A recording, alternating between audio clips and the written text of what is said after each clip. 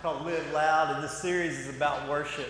And I hope that as we start through this, you'll start to realize that worship isn't something we do. It truly has to become who we are.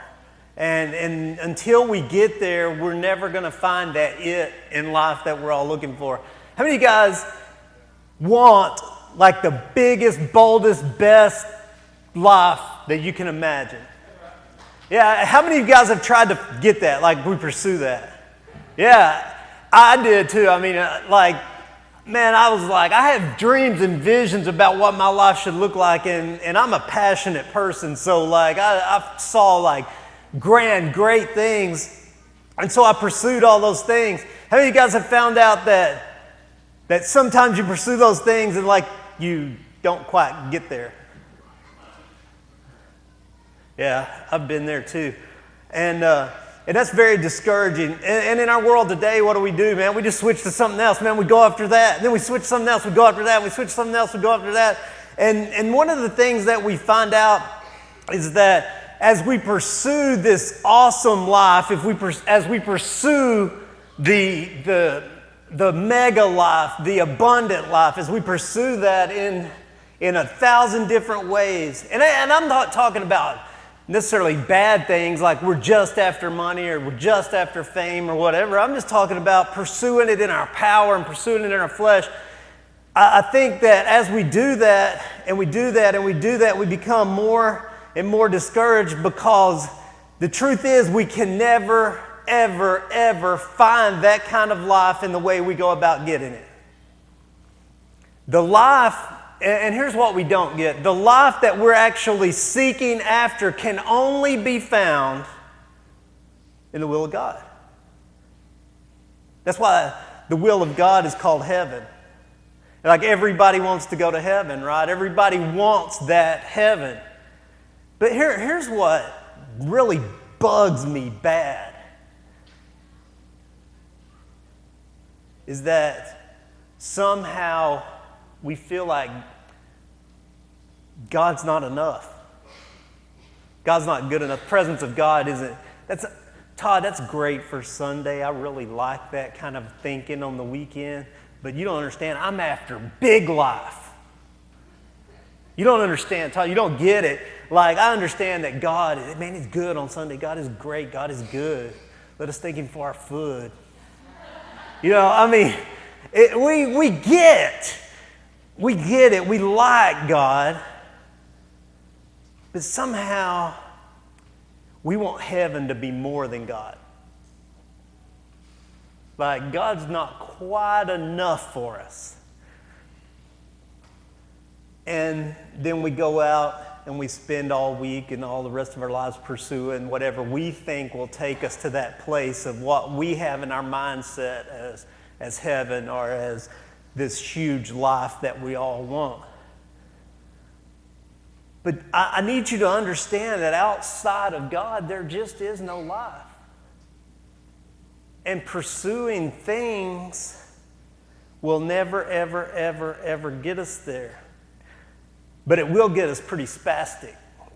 I mean, we'll be jumping all over the place. Like, we'll just be jumping around like a tree monkey, you know? I mean, just jumping from here to there to this to that to whatever, man. We'll just be going, and we'll find ourselves tired. I was talking with a friend of mine this weekend at Walmart, and we were talking, and his kid was there, and his kid just graduated high school, and I was talking to him about how life somehow disappears after high school. Anybody else experience that? I told my daughter this the other day. I said, man, you don't get it. She's like, I got 8 more years of school or whatever. She wants to be a doctor. And so I said, man, you don't understand nothing. Which our kids really like to hear, by the way. I said, you don't get it. I said, tomorrow you're going to wake up and you're going to be 30. And then the next day you're going to wake up and you're going to be 40. And the next day you're going to wake up dead. And it goes that fast, and you look back and go, man, what happened to it? And so as me and my friend were talking, we were talking about the things that matter in life. And if we understand what matters in life, I mean, you guys understand, y'all get that, like, is there anybody in high school in here? A few of you? See, time's standing still for you. Like, you're just waiting on the bell to ring. You're just like time stands still when you're in high school. And maybe even in college a little. When you're in the Marines, it stops. If you're thinking about going in the Marines, time will stop. But after that happens, man, time flies, doesn't it? It's just insane, this pace and the speed in which it goes, man. Before you know it, you're a parent, then you're a grandparent, then you're great-grandparent, then you're dead. And it's like, it just keeps moving, you know. And I was telling this guy and his son, I was telling him, man, you know, you have to learn to stop time. If you really want to get the most out of this life, we have to learn to stop time. And we have to learn to focus and pour our lives into the things that really matter. And if we want the most ultimate, the biggest, the grandest life possible, then we need to focus everything into that life.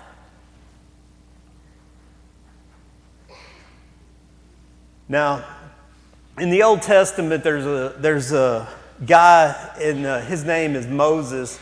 And anybody not know the story of Moses? No, don't do that. That's embarrassing. If you know the story of Moses, just raise your hand. Like, kind of. A lot of people are like, I kind of do. I saw the movie. I didn't read the book. That's the way I am, man. I saw the movie. Well, at the end of the movie, Moses comes and he comes to the River Jordan, and Moses leads all these people. Remember, they were in bondage, and he sets them free, and then they cross through the wilderness, 10 Commandments, all that. Remember all that, Red Sea? Okay.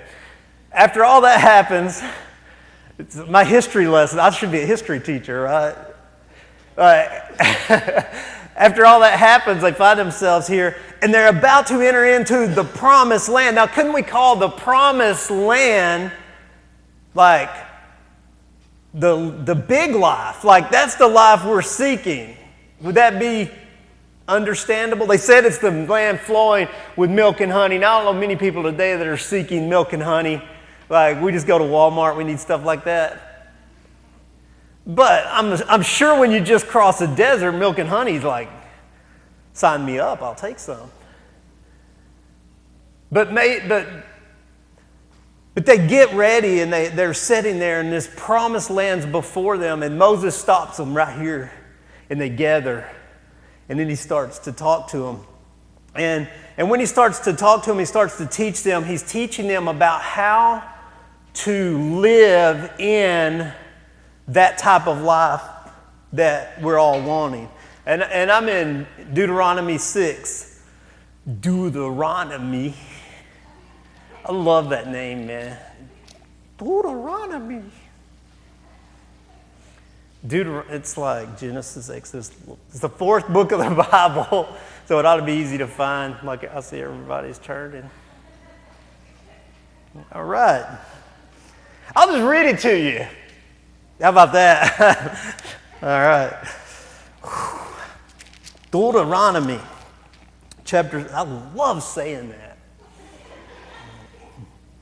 Deuteronomy. In Deuteronomy chapter 6, it says this. Now this is the commandment, the statutes and the rules that the Lord your God commanded me to teach you, that you may do them in the land which you are going over to possess.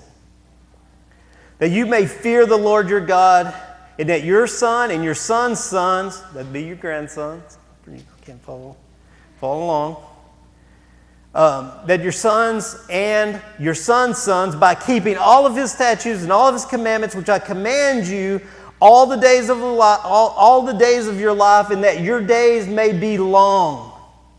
Hear therefore, O Israel, and be careful to do them, that it may go well with you, and that you may multiply greatly as the Lord, the God of your fathers, has promised you in the land flowing with milk and honey. Let's call that land of milk and honey the desires of your heart, the thing that you're pursuing. And you may be pursuing it in like the best possible jobs, or you may be pursuing it through drugs and alcohol or parties. You may be pursuing it through sex, or you may be pursuing that life, that vision, that thing that you think is going to make it for you. You may be pursuing, we'll call that it milk and honey, okay? Because it's politically correct. So the land flowing with milk and honey. And he says, so I'm going to teach you this. Then he says this in verse 4. Hear, O Israel, the Lord our God, the Lord is one. Verse 5. You shall love the Lord your God with all of your heart and with all of your soul and with all of your might. Now, I was checking this out. I have a program on my computer because I need something that's slightly smarter than me to think for me. So I was checking this out on my computer because I had the option to learn Hebrew or get a computer. It was a no-brainer. You just get a computer, right? So this is written in Hebrew, by the way. And so in Hebrew, I was checking this verse out, and it says that you should love the Lord your God with all of your heart. Okay? And that word heart is labob. Not labob, like it's French car, like labob. And it means the center or core or your mind or your understanding. So when we say love the Lord your God with all your heart, that means to know God like in this deep understanding. Like when I say to you, yeah, man, you know, and you say, yeah. Yeah, I know. And then like we have an understanding. What that means is in my heart, like I know this, and like it's part of who I am. It's the core of my being. He says, so love the Lord your God with all of your heart. And he says, love the Lord your God with all of your soul. Now your soul is the word nephesh. Like, it's a weird kind of fish. The nephesh. It's a fish that walks. Now I don't speak Hebrew. This is what my computer said. And my computer's so cool because I click on the word and it pronounces it for you. Because even when they put it in English, I still can't read it. So it's good to have computers that speak to us. One of these days, I'm just going to have a computer up here and it'll speak to you and I don't even have to do anything. So this word, back to what I was talking about. This word nephesh means your life. Like your soul, we get that, right? Like your soul is your life. Your soul is actually who you are. Like, you know, you could say, hey, Todd, you look a little overweight. I'm like, it's not true. It's not true. This is not who I am. This is the tent or tabernacle for who I am. And some of us like a big house. I mean, right? Like we spend all kinds of money to get a big house. You know it. You know it's true, though, that your soul is who you are. It is a great translation would be to love the Lord your God with all of your being, with the center, with your core, and then as yourself. And here's where it gets crazy, because in translations we always hear, love the Lord your God with all your heart, your soul, mind, and strength, right? But that word strength, the way it's worded when you put it all together, it says, love the Lord your God with all of your heart and your soul with passion. With all your strength means with everything that's in you. It's not an and, your heart and your soul and your strength, but it is the strongest way you can with your heart and your soul. With the core, with your mind, with your thoughts, with who you are, with knowing that you just know that you know the deep center of who you are, and then with everything that we would call ourselves that is life. My personality, my heart, my desires, my emotions, all of those things that make up my soul, who I am, right? And do that loud, like with volume. Okay, this winter you take life up. You live life loud. You take your heart and your soul, and then you take your core, your heart, your inner being. Then you take your soul. You take everything that you are. And we know how to do this. This is the crazy thing, that we all know how to do this. We just don't know how to do it with God. Like, we know how to pour our heart and soul into something. When I party, man, I could party heart and soul.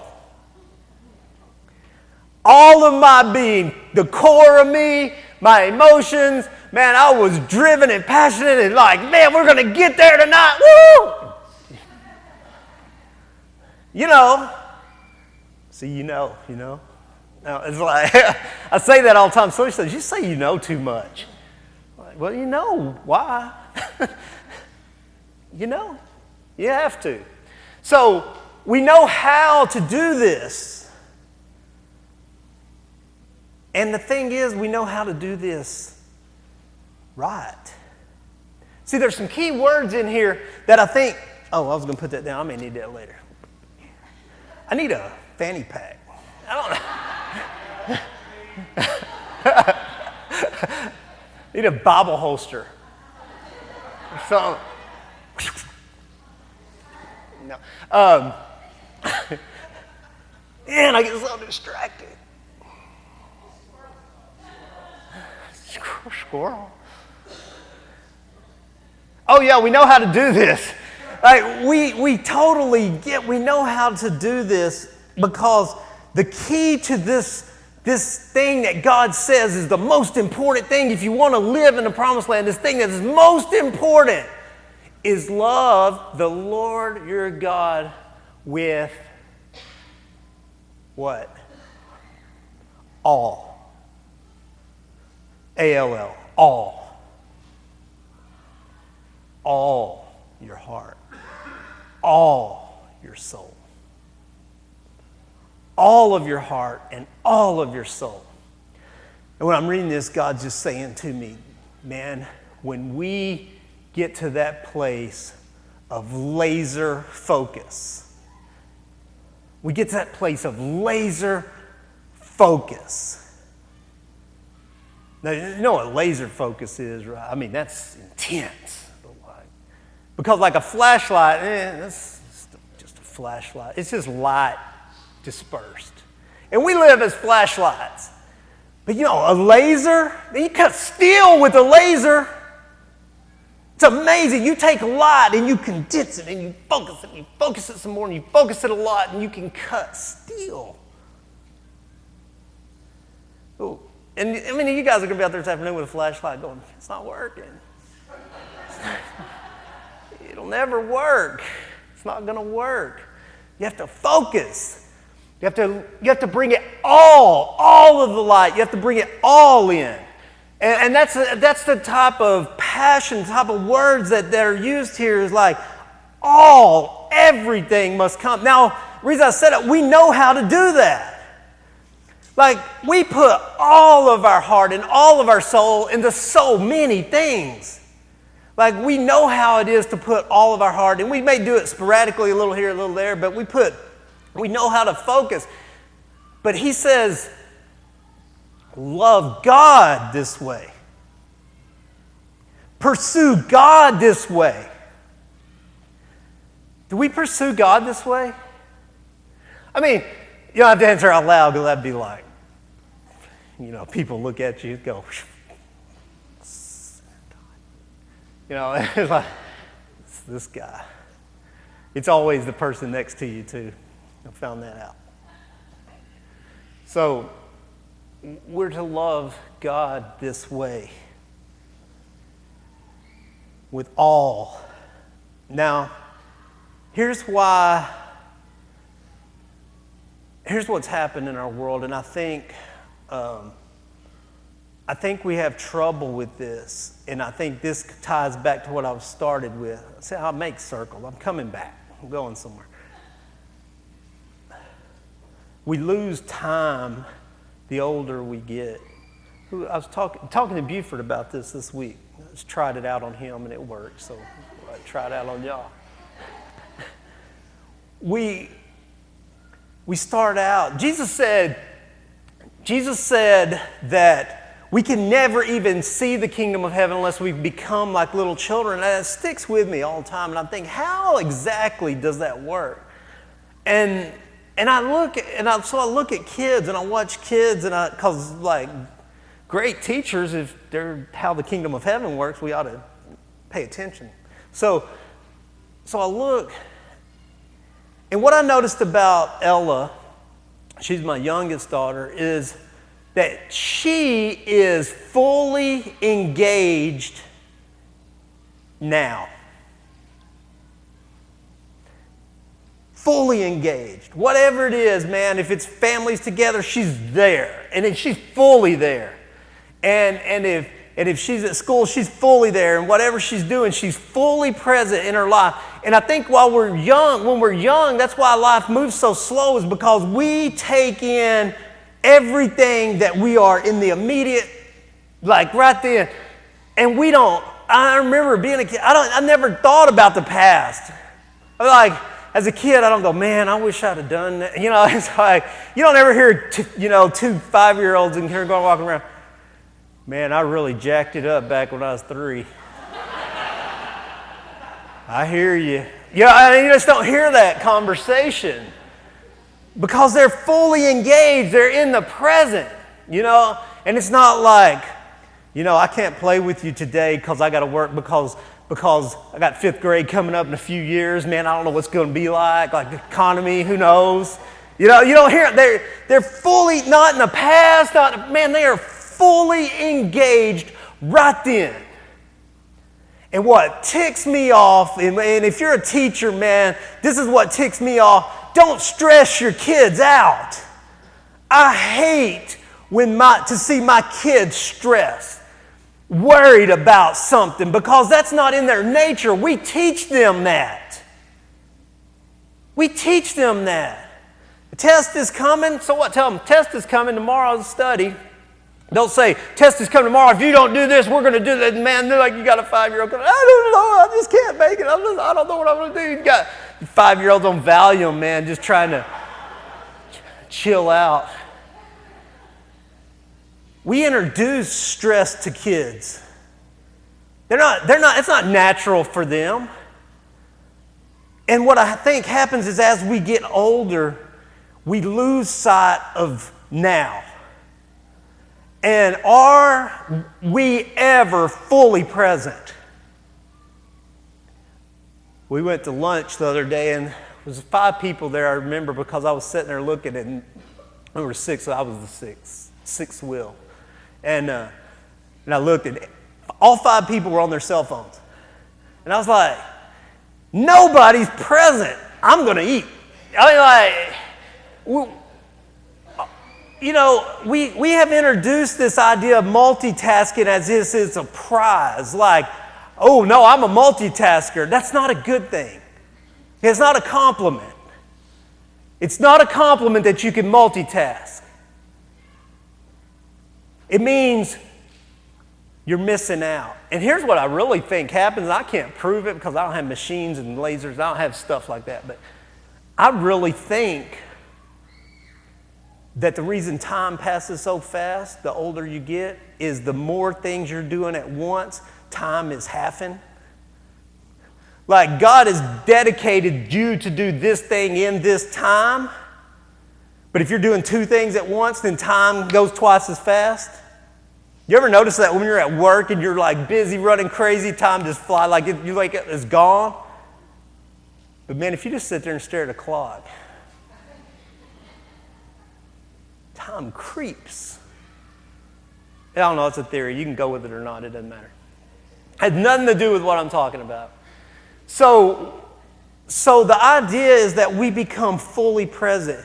Now, when we take this into the place that is the core where we start, is that God is life and life does not exist outside the will of God. Okay? Are we good with that?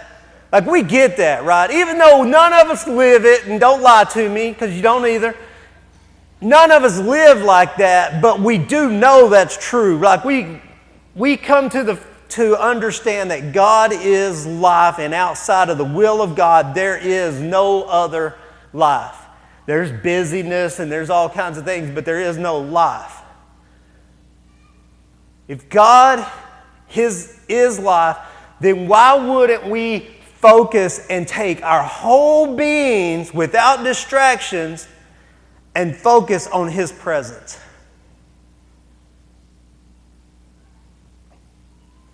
That's hard. Like, I'm not gonna lie to you. That's tough. And here's how I know it's tough, because we're at church. Church is where God is. No, God's with you. The kingdom of heaven is within, among. It's everywhere. But let's take church, for example, because when we come here to church, the gathering, then we are more apt to think about God. Would y'all agree? Like, we would think about God more at church than we would, at the bar. No, I'm just kidding. Like, we think about God more at church than we do outside of church. Is that, everybody agree? And even within that, we not, maybe for some of, but like during worship, like we sense the presence of God. And we might even focus in a little bit more during worship. But how easy is it to be distracted during worship? I mean, somebody gets up and walks in front of you, or a cell phone goes off, or whatever. Anything happens. The guy beside you flops on the floor. Anything can happen. Like, we had people come in, like somebody had a thing and stretcher come in, and that's distracting, right? If it's that hard here, then how hard is it with our whole lives? And it becomes really hard. But let me tell you this. If you're not aware of it, it becomes impossible. See, we're to engage God and pursue God. That's what worship, pursuit of God. We're to pursue God with our whole being. That means in our job life, in our social life, in our online life, in our church life, in our whole being. And when we do that, we're going to stumble into what? The greatest possible life you could ever have, hope for, dream about, imagine. Because we laser focus in to being fully present. To be fully present in the will of God. Now, that don't mean we're running around going, oh. It don't mean we're running around going, God, Jesus, bless you, bless you, bless you, pray, whatever. No, I'm talking about our whole being. I'm talking about being fully present in the will of God. It is the will of God that you have the job you have, then you be fully present in that time. How hard is it, though, to be at work or to be at school or to be somewhere and you're somewhere else? See, I'm convinced that this is a spirit. That all of this ADD and ADHD and all of this stuff, I'm convinced that this is new and it comes, and I'm convinced that it's learned. Which puts a lot on us as parents who say, my kid's is ADHD. I'm convinced that we teach our children not to be present. to be here and there and move and all over the place all the time. I'm convinced that it is a spirit, and that spirit takes us away from being fully present and fully engaged in the will of God. What does it look like to be fully engaged in the will of God? Fully engaged and fully present. It means that when we're with our friends, like we're fully there. We're not somewhere else. When we're with our family, we're fully there. Not somewhere. When you're with your spouse, you're fully engaged and fully present. And when we worship, that we are fully engaged and fully present. And all of these things within the will of God. Now, we don't have any problem fully engaging and being fully present outside the will of God. That seems to come pretty easy for us. But when we start to seek the will of God, and this is what Moses is telling them. He says, here's the will of God, and he gives them all God's commandments, right? And then he says, when we cross over, then we must do this. God is one, and we must love the Lord our God with all of our hearts, with all of our souls, with all of our strength. If we do this, if we fully engage in the will of God, if we're fully engaged in the presence of God, then we're going to experience the kind of life that we're really seeking. Real quick, I want to read this one part. It's in Deuteronomy.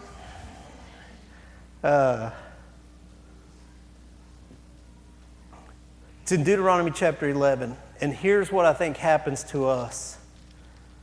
He's like, when you do this, you'll go in, and he said, and you'll have houses that you didn't build and cities that you didn't build. And he says, and your house and houses full of all good things that you did not fill, and cisterns that you did not dig, wells that you didn't dig, and vineyards and olive trees that you didn't plant. What he's talking about is all these blessings. You have all of these blessings, right, that you didn't work for, that you didn't deserve, that were given to you, that they were provided for you. It says, and it is the Lord your God. No, he says, and you'll have vineyards and olive trees that you didn't plant. And when you eat, you are full. He says this in verse 12, though. Then take care lest you forget the Lord, who brought you out of the land of Egypt, out of slavery. See, all of these things that we've been given and we start to experience and we start to enjoy, man, and we're like, this is good. And man, I've seen people, they get radically changed, and they're like going and they're good, and man, they're praying and they're tithing and they're doing these things and they're obeying the will of God, everything God says. And man, life gets really awesome and really good and really blessed. He says, beware of all of these blessings, lest you forget that it was God who brought you out of Egypt. Now, what's Egypt? Egypt's a crap life. That's where we come from. That's what we leave behind. It's the freedom. We're set free. We're broken out of the chains of bondage, of slavery from our past lives. And God loves us, and He sets us free.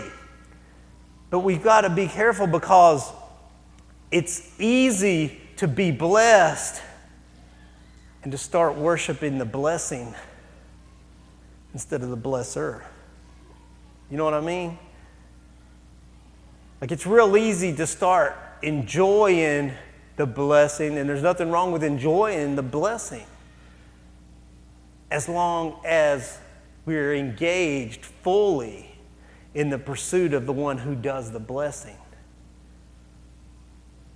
And it's got to be a conscious change in our lives. We have to decide, we have to make the choice that I'm going to worship God, that I'm going to give all of myself to the pursuit of God, the presence of God. Fully present, fully engaged, fully seeking, the will of God and His presence in our lives. And it's not just here, it's everywhere, 24/7.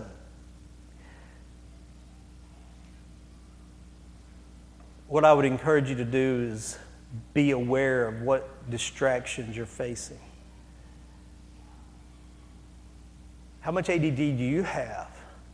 Like, what all are you engaging in at the same time? What all are you multitasking? We call it, when you get to be an adult, you call it multitasking.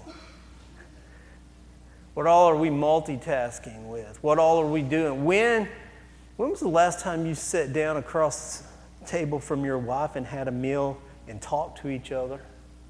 Not about the past, but just fully engaged in that time like you're the only two people in the world. See, we don't do that, and then we wonder why. Oh, man, my marriage is falling apart. I don't know why. She's gone crazy. She's always going crazy. It happens. Man, my kids, I don't even know what's going on with them. When's the last time you sat down and engaged them? Like, really engaged them? This pleases God. Those are the blessings and gifts of God. Those things that we have in our lives, man. Those are the things we have to fully engage. So I encourage you that we become as children, that if we want to see this kind of life, the kingdom of heaven is what that life is. If you want to see that kind of life, then you seek after the will of God and you fully engage in everything in the moment. Yeah, we've all got a past. Don't do that stuff again. But my daughter's always like, Dad, I did this and it hurt. I'm like, well, don't do that. Don't quit. Quit doing that. That hurts. So learn from your past. Prepare for the future, but don't focus on it. Be present. Be present. Live your life now. You've probably got 10 times the life you actually know about. Stop. Everybody just stop right now and think about where you're at. And if you stopped and took it all in, your life is probably way more in abundant than what you think it is because you're too busy to realize how blessed and how much you have. Man, when you stop, and I've been practicing this for a while, like the last few months, and it's just, I've been trying to not be on my phone at all. Like, I'm about to throw it, I've been trying not to be multitasking. I've been trying to be fully present. People get weird when you get in a conversation and you actually engage them. Because I've never had that happen before. Like when they speak and you listen to what they're saying, and they're like, what the heck? Like you got some kind of disease. I'm telling you, you're already blessed. You may just not know it. You may be so distracted with everything else that you're missing it all. Like the kingdom of heaven may be upon your life right now and you just don't know it. Don't you want to know it? Don't you want to dwell in the presence of God? Like He's with us all the time. Wouldn't it be great to just stop and engage Him? I hear people say, man, I just wish the presence of God had just consumed me like it did back then or back there or whenever, whatever. And like, He's sitting there going, right here. Like I've been with you the whole time. I hadn't gone anywhere, done anything. You're just too busy. Stop and engage life. And you'll realize that you're already in a way bigger life than you thought you were. You got to stand up with me. I want to pray for you.